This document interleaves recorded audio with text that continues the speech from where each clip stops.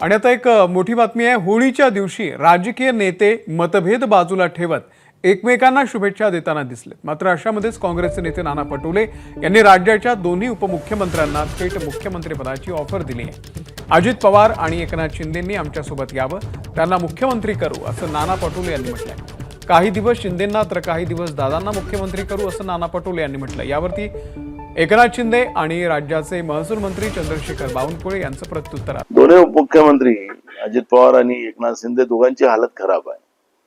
त्यांना भाजप आता पुढच्या निवडणुकीत उभे राहणार नाही अशी पण व्यवस्था करून ठेवणार आहे। त्यामुळे आताही बिघडलेलं नाहीये।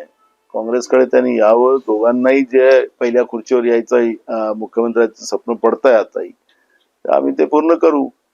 आणि जसं आता अजित पवारांना बिना पैशाचं बजेट मांडावं लागलं तशी वेळ येणार नाही, कारण की आता सगळा पैसा गुजरातला चालला, गुजरातच्या नेत्यांना चालला महाराष्ट्राचा, तो आपण जाऊ देणार नाही। त्यामुळे महाराष्ट्र वाचवण्यासाठी तुम्ही आमच्याकडे या आणि तुम्हाला जे काही त्रास होतोय त्याच्यातून तुम्हाला मुक्त होण्याची संधी आहे। बुरा न मानो होली। प्रत्येक वेगवेगळ्या पद्धतीने आनंद उठतो, पण आमचा रंग भगवा आहे। आता भगवा रंग ज्याला परवडेल, भगवा रंग ज्याला आवडेल त्याने सोबत यावा।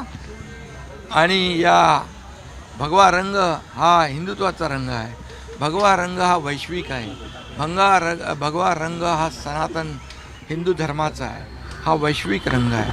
आणि त्यामुळे हा भगवा रंग कुणाचा द्वेष करणारा, दुस्वास करणारा नाही, तर सगळ्यांना सोबत घेऊन जाणार आहे। त्यामुळे ज्यांना कोणाला वाटेल या भगव्या रंगामध्ये न्हावून निघावं आणि सोबत यावं, अशा प्रकारच्या सगळ्यांना मी शुभेच्छा देतो। नाना पटोलेला माझी होळीच्या शुभेच्छा आहे।